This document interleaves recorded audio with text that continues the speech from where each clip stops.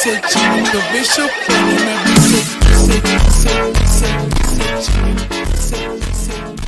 So, I've been watching Has Been Hotel. Boo! You stink!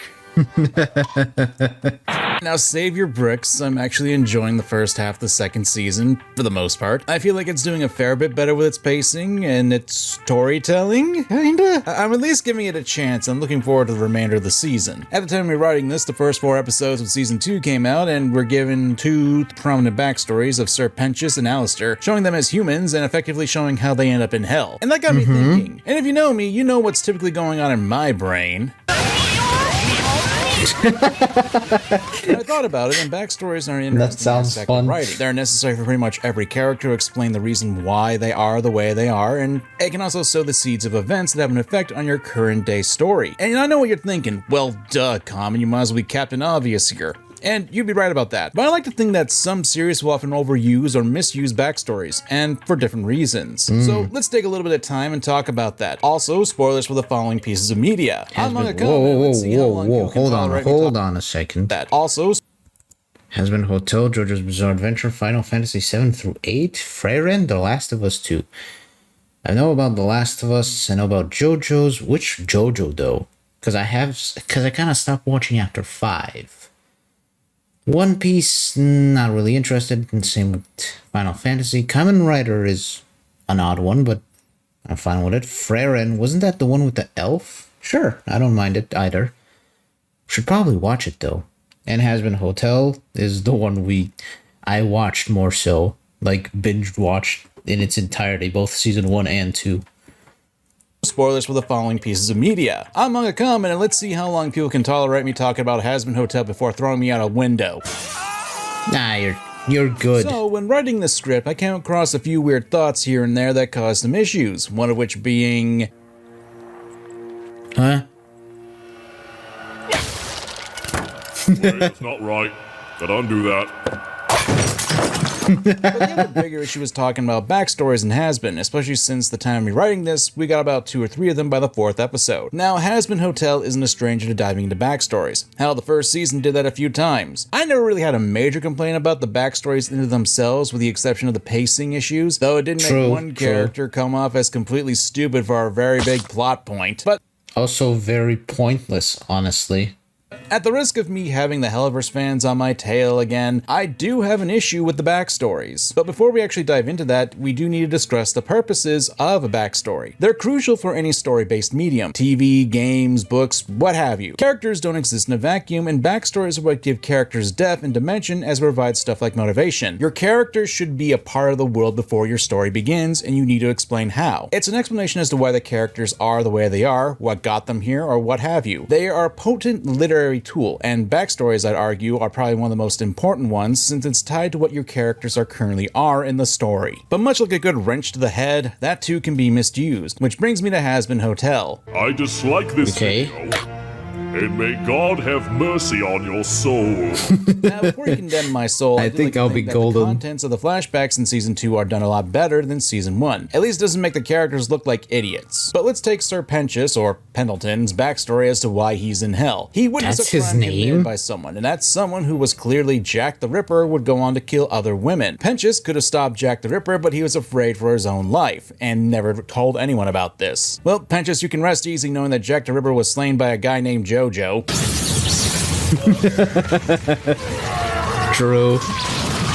Though I personally do not like the direction of the backstory for Pentious, where his only crime was cowardice, from a writing standpoint it does make sense for his sacrifice in the previous season as to why he was redeemed. Now, I do have some other issues I can see with that this season so far, but this isn't the video for that. Rather, the bigger issue and concern is with Alistair. Ah yes, the big mysterious threat, the radio demon. We get his backstory where it turns out he's a psychopath who killed people and was actually making a deal with the devil. Rosie, the cannibal leader. Okay, so putting aside all the questions that I have what makes Rosie so special, what exactly was the point of this backstory? To explain Alistair's past? I mean, rarely More knew so he to was a freak who explain loves why to he was kill and finds changed. pleasure and despair in making others go tortured, but apparently he was always like that even as a human. It doesn't really add anything to Alistair's character other than giving the fact that he got his powers from Rosie, but that doesn't give him a new light or anything. With Serpentius, it at least gave an explanation as to how he was able to be redeemed and expand upon his mortal life, and that would make sense. But with Alistair, you could have easily cut the flashback out of his human life and then the conversation and song with Rosie, and nothing would have changed. If anything, it's redundant, and it adds to the backstory dump. Now, if I were to add this to the previous season, Hazbin Hotel does have a bit of an issue with flashback dumping. It's exposition that can bring the story to a standstill and at worst can make characters look stupid. Vague especially suffers from this. Season 2 definitely brought up like a actual flashback to one of her sisters being in trouble, and they didn't expand upon that. Which is like, are you for real right now? You had like an interesting plot point and it's just lost now. It's an unfortunate truth with these characters. Establishing or showing some aspect of a character or plot is rarely a reason enough to drop a wad of backstory on your audience. Everything, including backstory, should move the main story forward. Serpentius' backstory does that by showcasing that redemption isn't a one-size-fits-all, and it's personal. What does the inclusion of Alistair's backstory do? Most is to showcase that Rosie is powerful enough to make him the strongest overlord, and how does that move the story forward? Rosie was basically a side character who was elevated to importance now, so unless that's being worked on, I don't see how this adds to the story, especially since the backstory is only shared with the audience and the two people already know about the story. I think it was done just so they can like show why Alistair wanted to be free and subsequently he freed himself. Because a lot of people like had the more interesting theory of him being like under quote unquote the first sinner ever, which was like Rue or something like that they speculated. Others were basically he was under Lilith's control and something like that. Hence why he wanted to have a deal with Charlie, but now it's just full on nonsense. It's like, oh, so it's the Overlord that's a cannibal and Alistair is just there, I guess. And also the way he breaks through his chain is even stupider, I guess. It's just bizarre for no reason other than just to show that he's free now. And it doesn't even contribute to anything from that point onward. It's like, oh, season 2 happened, Alistair was kind of detached, presumably healing, then he came in, fought Vox went crazy, and then he's back in the hotel. For no reason, apparently. Just there. He's just standing there. Wandering, plotting, possibly. I don't know, even. I can't even say for sure. It's not like the other characters were around to learn this fact about Alistair, and even if they were, would that change anything? The point of this is, there needs to be a reason why the backstory is being brought up, and it needs to propel the story forward. Hell, I could even argue the backstory between Alistair and Vox did a better job since it actually explained the animosity between the two. And while I have issues with how Hazbin Hotel is handling its backstories, they're not the most egregious when it comes to the issues I have when backstories are used. There are quite a few issues with Season 2, with some improvements here and there, but I don't see myself making a dedicated video on unless my audience wants me to. Hint, hint, give me likes. This one shouldn't be a surprise. King of the Pirates. I've been a fan of One Piece for a long while, even back when that theme song was a theme. God, no. I mean, it's baller. I'm more of an on and off kind of guy with One Piece, and while I'll gladly admit I'm a fan of the series, it does have a lot of issues from my point of view. And backstories are probably one of the biggest ones I have with One Piece. Old Gemini. I'll kill him, I swear. Calm down. Not that I don't think the stories and the backstories are bad per se. Honestly, I think they're well-written stories. The problem is when you really consider the pacing, and another issue I have with them, it hurts the story. We could talk about pacing issues, and the placement of these backstories, as well as how many they are, can be a detriment. Probably one of the biggest issues with One Piece would be the pacing. There are a number of times in the story, Dressrosa, we're in the middle of action and all of a sudden, boom, backstory. Probably one of the best examples would be Doflamingo.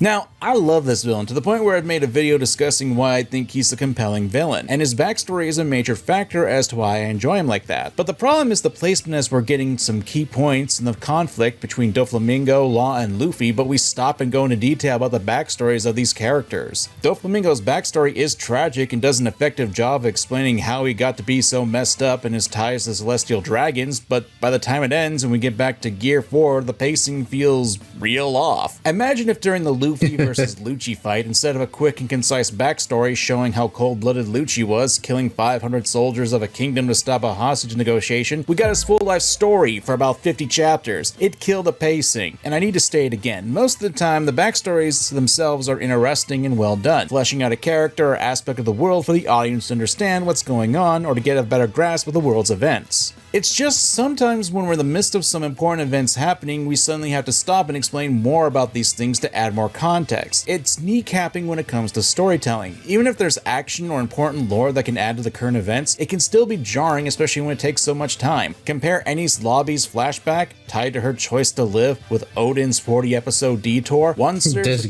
crew, the other serves the wiki and the world building. Of course, there's a bigger issue I have, personally, with how flashbacks are used in One Piece. And that's because it's becoming more worldly instead of character-based. I know that's hard for me to really say that, aside from the usual word style that I serve my audience, so let me stop flailing my arms like a madman and explain. One thing you'll notice with One Piece, especially after the time skip, is that the Straw Hat Pirates, you know, the main characters, even though they are at the center of most of the conflicts, it feels like backstories are just for the world building and injecting more and more characters who are important, and it overtakes them. To some degree, that is what they're doing. It feels like the development and characterization for the main characters, the Straw Hat Pirates, is to put to the side for the swath of other characters who left an impact on the world but are already gone. The backstories flesh out the world, yes, but in the process, it effectively makes the main crew of One Piece feel like a rock in a desert. You see, I was going to use an ocean pun here, but that'd be too forget it. You should have stuck with the ocean pun. When's the last time we got a Zoro flashback post-time skip that wasn't a training montage? Hell, tons of people were upset that Wano wasn't essentially the Whole Cake Island arc for him. Nami's weather tech in Taming Zeus? That's cool, but her fear of loss hasn't evolved since Arlong Park and when we meet back with Hachi before Saba Odi. Frankie, the guy rebuilt himself using the blueprints from Vegapunk's tech and Wapple's special metal, but when we get to Egghead Island, there isn't much to say about the two's interactions. My point is, with all the backstories for tons of new characters, most of which, while having a role in the deeper narrative, has had a bit of a nasty effect on the main cast. Not gonna say it's completely ruining the characters, but it makes them feel smaller than they should be. With the exception of Sanji and Whole Cake Island, with Luffy and Sanji's moment in the rain after Luffy vowed to only eat Sanji's cooking, that's one of the biggest exceptions in the 500 plus chapters. To put it simply, the world building and history are pushed to the forefront. And don't get me wrong, I'm not saying that this is the be-all end-all with One Piece. Whole Cake Island is probably my favorite arc of the entire series, a post-time skip arc that actually gave me appreciation of Sanji more and made me fall back in love with the series when Luffy was fighting Katakuri. But post-time skip, most of the flashbacks are involving dead guys, rocks, and Joy Boy lore, which from a world-building perspective is fine and even intriguing, but doesn't really do it for me, especially since I love characterization. It just feels like with all the backstories being pushed into this, that One Piece has one of its core elements, its main characters, lose a bit of luster for the sake of expanding the world instead. Then again, I'm not a hardcore One Piece fan, so maybe I'm off base with this. Oh well, I'm sure this won't cause any controversy. Wait, wasn't this video about backstories? Yep. Oops. One of the biggest issues with backstories, though, is how they're going used for the Dragon Ball route right off the bat. And will often do it in big chunks, doing the heavy lifting. They do the legwork that can be used in the place of actual development. And I've talked about this on the channel before, but since I'm sure if I bring up one of my older examples, I'll be skinned alive. So let's look at another series, JoJo's Bizarre Adventure. Ah, here we go. Now, obviously I like JoJo. The many videos I've made about the villains and protags should point that out. But there is a bit of an issue when it comes to the backstories of its characters, and that's how it does the heavy lifting for them. And it's mostly done through flashbacks that more or less for the audience's sake and not for the other characters. Now, this is a very generalized statement because you can't say that for everyone. Hell, I'd even say that JoJo handles backstories for the most part really well. Look at JoJo Part 4. Josuke's backstory is quick and simple since it mostly explains how he became endeared by some random student who helped save him and thus styled his hair in the same way as a means of respect. that's good. But when we get to part 5, this is where the flashbacks get really used to help explain the complexity of the cast. And there's a good reason for it. If you look at Team Bucciarati, they all at one point or another had lives where they effectively got screwed over and changed them. With how deep the backstories are, you can't just do quick thoughts or have a single sentence to explain the twists and turns to where they are now. Flashbacks are used to have a contrast with the characters' present and past selves. There was one life-changing moment that needs to be fleshed out, since you can't exactly have it be all explained away in a single throwaway line or a short clip to have the groundings that these do are supposed to have. Now, while I understand that, I do still think it's a bit of an issue, especially when it's used for pretty much every main character, even Diavolo. Though probably the biggest example would be Bruno Bucciarati. Okay. Arrivederci. Bucciarati's a really good character, and when we see his backstory about how even though you're being dragged through the dirt, you can still climb out of the slums and make a name for yourself despite the downfalls. However, there are two issues that I have with it. The first is, all this is practically front-loaded onto the audience, and the second problem is...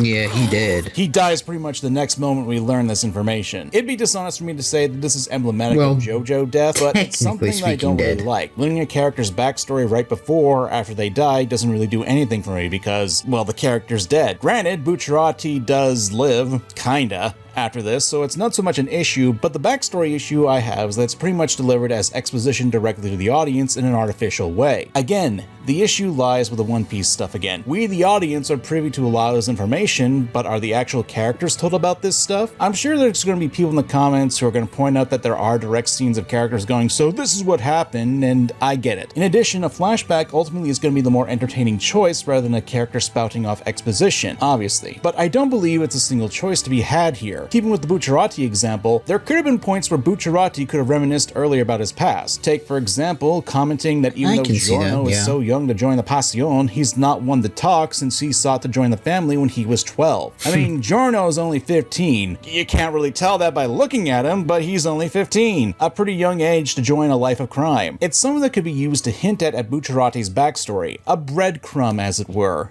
which also entices the audience to want to see why Bucciarati joined up with the mob at such a young age. I believe doing stuff like this not only adds complexity to your characters, but once you do the reveal of their backstories and past, then it's not all completely front-loaded onto the audience. It also hints to the actual characters of the story about the others' past, and it not makes it feel like it's just the audience learning this information for the context. Granted, this is all up to your personal taste. I prefer to have my backstories be drip-fed and lead up to big events. Take, for example, Kamen Rider Gav, which I think does what I like best with its backstory information, all the while being goofy. Over there! Okay. We do get flashbacks to what happens to the characters in the past. That's an interesting way his to life in the explain graduate world things. when he lost his mother, Honto's life with his mother and mentor before they were taken away, or Lakia with his brother, who also died. All this information is not front-loaded at once, and there are things that are brought up, some more blatant than others, but it drip feeds you this information. It's given to the audience in pieces, and it builds upon each other. And it doesn't hurt that when these events happen, they don't actually take up too much time. The episodes for the show still follow the main story for the most part, and the backstories act as puzzle pieces that the audience put together. And when the confrontations that really do matter happen, because of all that buildup, it makes the payoff for the characters all the more tantalizing for me to enjoy. I'm not saying that what JoJo does is better or worse in comparison to Kamen Rider Gav. If anything, this is more of a preference on my end when it comes to storytelling. I prefer to have my backstories be more spaced out or hinted at through the actions and words of the characters rather than just dumped in one great part. But that's just me, and depending on how you view things, you can disagree. That's perfectly fine. Of course, throughout most of this video, we've been talking about backstories in the more passive media, but what about things like video games, a medium where you're obviously more active in? I think when you consider the fact that games will put the players into the shoes of the actual characters, I think it adds another factor into this. I want to give two examples when it comes to backstories, and that'd be two entries in the Final Fantasy series that do have heavy reliance on backstories and flashbacks, 7 and 8. Let's start with Final Fantasy VIII and how almost everyone in the group has a connection to the past, where most of them were raised in the same orphanage, brought back together by the strings of fate. But periodically, throughout the story, the bigger element for backstories is the parts where you take over the role of a character named Laguna. And when starting off, it's kind of weird, because instead of playing the black-letter emotional teenage soldier or for hire Squall, we're now this bozo of a soldier who can't apparently park for shit.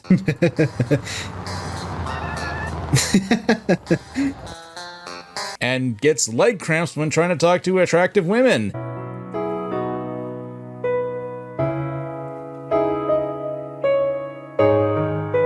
Okay then, that happens. Still, that battle theme song. Getting a cramp when talking to a girl?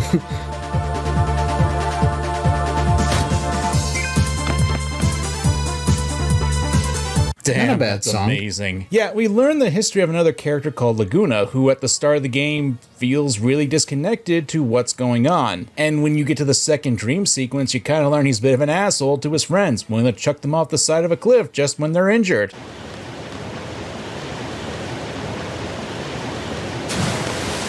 Really?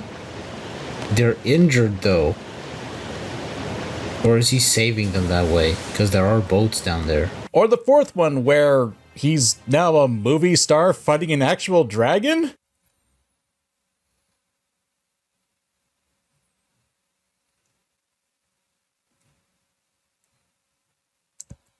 Okay. Kind of muted. I'm guessing.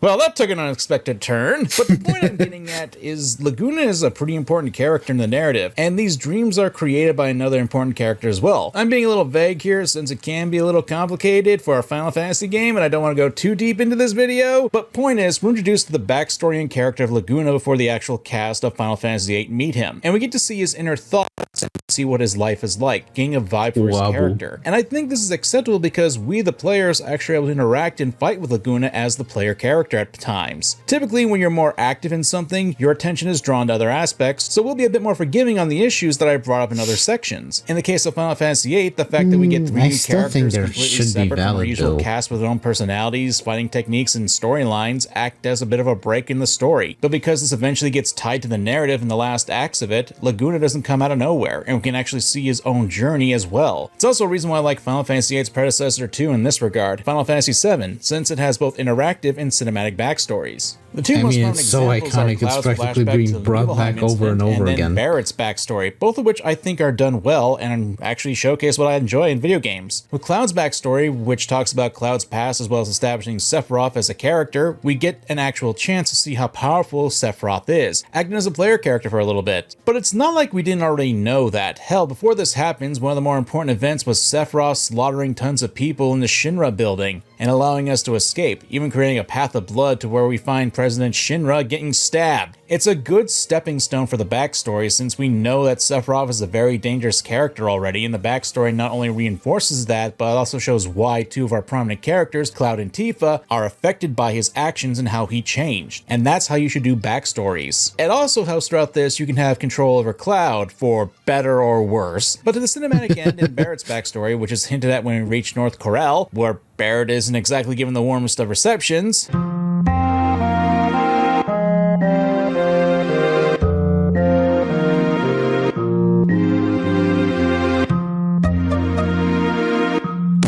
The smack. the people cussing him out, blaming him for destruction of the town, and then we're given a bit more backstory with a flashback before entering the Gold Saucer.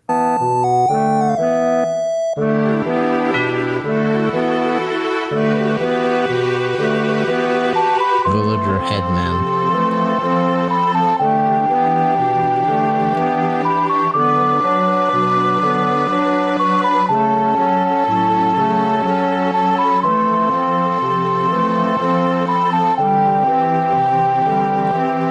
Getting into it right off the bat.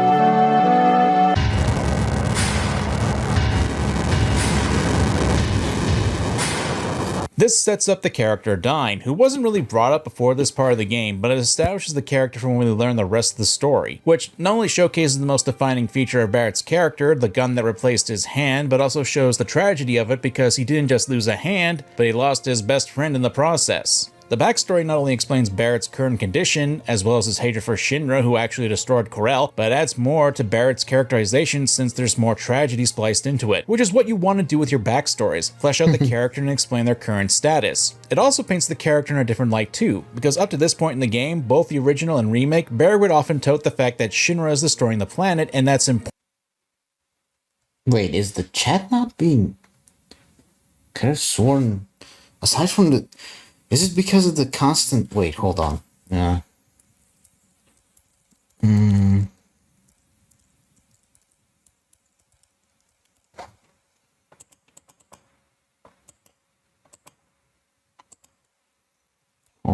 Hold on. Will it... Come on, chat, show up here. I saw something for a second.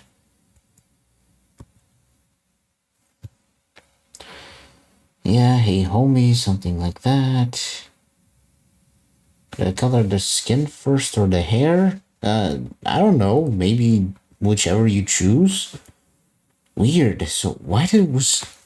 It's probably because they really are, just look at that, like 1, 2, 3 people just spamming with constant bots. I can't be blamed for the fact that the chat just went full on silent on me, considering it's trying to stop the bots. Jesus.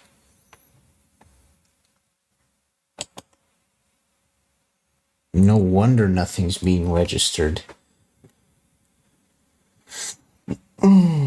Sorry about that. Judging by the whole ordeal with you writing down, you're gonna be going somewhere? Might as well leave. Chances are I'm gonna be stopping sooner or later as well. Just a heads up. Important that they be stopped no matter what, even blowing up sectors of a major city to do it. But with this backstory, it raises the question if Barrett's using this to help fuel his own personal vendetta against the Shinra Corporation, who took his town, his livelihood, and even his wife. And that's also his guilt that helped fuel the change of his personality, and that's what makes a backstory very effective. Alongside. Now this brings up an interesting question. What about stories that have the backstory being alongside it? There are a few examples that can help with that. If you read the disclaimer for spoilers, you can probably tell what I'm talking about by process of elimination. Yeah, Frieren and The Last of Us 2. I've never really talked about Frieren on the channel before, but to give a quick summary of the manga and show, we follow an elf named Frieren, who's lived for many years as you do when you're an elf. Where is this vixen of which you speak? You've been looking right at her, Zine. Did you realize I'm an elf? As far as older women go, I'm as old as you can get. Frieren is a powerful magic user who was part of the heroic party that defeated the Demon King years ago, and eventually more than half her party passes away due to the sands of time. Not that I expect to really get too into the plot for Frieren, but the story itself focuses on time, loss, and the bonds that people can hold that can outlast even centuries. So at points in the story we're shown more and more of the backstory of Frieren, her origins, the time she spent with Himmel the hero and the party, and they're typically interspersed with the plot, with a few key reasons as to why this particular of the past is being played. It adds context to the story, and to me, a lot of the time, they can also help push the story forward, since a major part of the narrative is to showcase how Frieren evolved as a character in the time she spent with Himmel and when she's with her current party. There's a reason for the backstory to be spliced in so much, but do I think it's overused? Maybe. At the very least, it doesn't do all the heavy lifting for the story, and the narrative is centered around this technique, so I'm a little crisscrossed to how I feel about it. On the one hand, I feel a story should be able to stand on its own without overusing backstory flashbacks. However, the point is to show how a being with longevity like Frieren would handle loss and evolve from those experiences. It's a bit of a tough call, so it's and like to its credit, at least the backstory is often run concurrent with the current day storytelling, and there is a reason to show this. Of course, there's the other example I look towards when we were talking about alongside backstories, and that's... Not even the title, damn. Is that really how it looks like when you're playing the game? Look, Depressing. It's been 5 years with this game, and I'm not going to be completely negative with this example, but I do have a positive and negative one featuring this game. If you're not familiar with this story, where the hell have you been for the last 5 years on the internet? Look, the story of this goes like thus. Original protagonist of Last of Us, Joel, gets whacked off by a character named Abby. RIP. Right in front of Ellie, And then we follow Ellie as she hunts down Abby in a fit of revenge, killing so many people in the process, so she should have no problem killing Abby when she has her right where she wants her. Foreshadowing as a narrative device. Joking aside, we're shown a backstory of what happened between the first and second game. Joel and Ellie explain the Wyoming Museum of Science, Ellie learning how to play guitar from Joel, and even Ellie learning the truth of what happened with the Fireflies at the end of the first game, and her essentially cutting ties with Joel. And this is done in service to add context to the relationship between Ellie and Joel, making the player sadden at the loss of Joel and really hooking them into the drama that happens afterwards. It motivates the player to want to help Ellie get vengeance on Joel, or at the very least allows people to understand why Ellie wants to get revenge, even if you haven't played the first game, which I don't know why you'd start with the second game in this series, but whatever. But that's when we get to the bad example. People can be crazy, basically, though. after spending all that time with Ellie in the current day portion of the game and seeing everything that transpired through her flashbacks, we're then slammed with Abby's backstory before we take over for her for most of the remainder of the game. I'm not even. And funnily enough, a lot of people didn't mind Abby, but it's just the way that she takes away from Ellie and then suddenly becomes like this terrible character that everyone would rather throw to Ellie to murder is just hilarious in my opinion.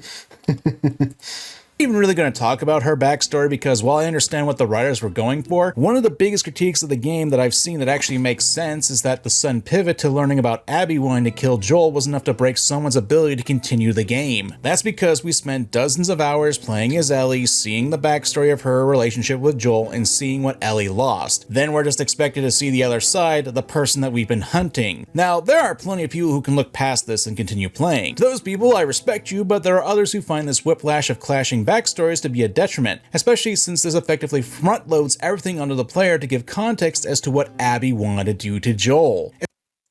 In addition to this, it also just kind of kills the entirety of the quote-unquote desire to seek revenge. Like, the whole point is she murders the Joel, and it's like, oh hell yeah, free revenge, stuff like that.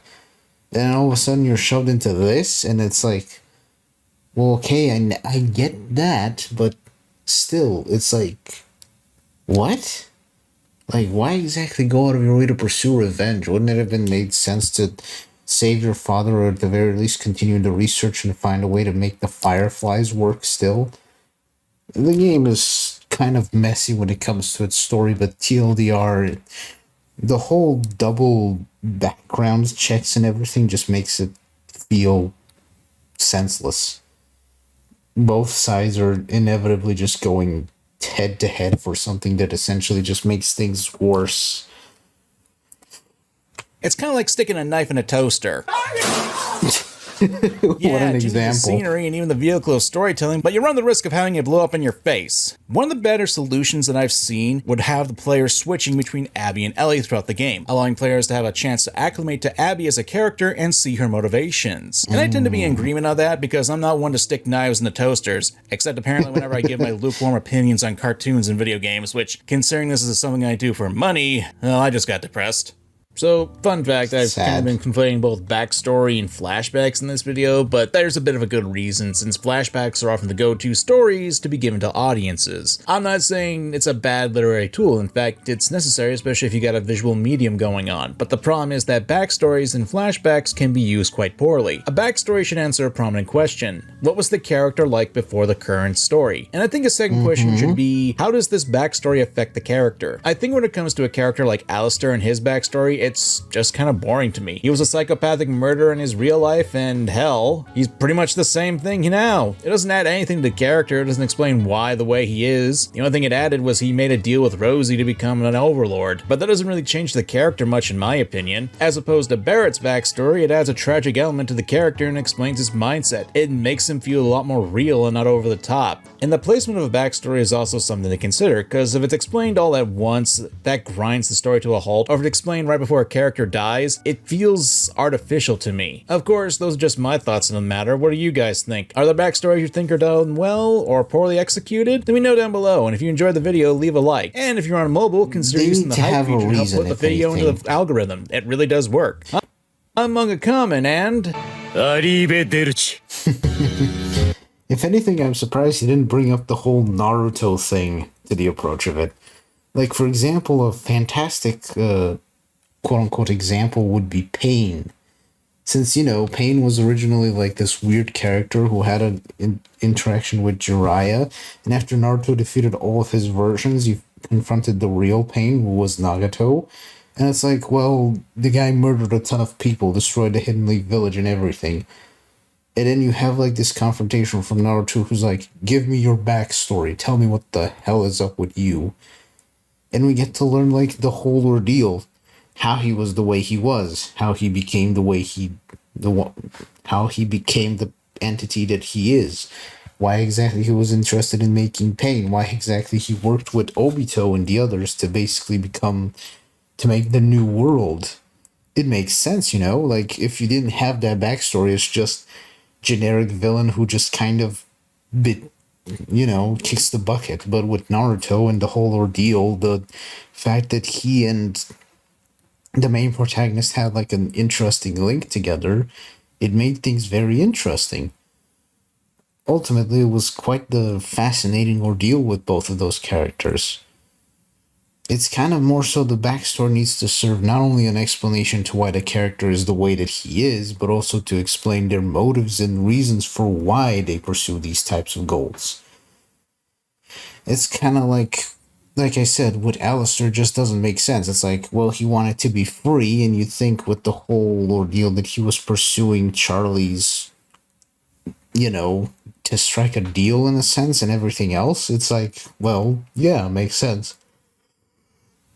But then to basically have that fall down to simply the cannibal overlord being the reason for his power, and then subsequently him just near the end escaping it is just bizarre. It's weird, and it just kills all reason and motivation to be interested in Alistair. It's like his backstory fumbled in comparison to Nagato's, which pretty much elevated him into an interesting character. One fumbled and ultimately screwed over himself, while the other one went out of its way to have an interaction and it just fell apart. Sad, really. But what you gonna do?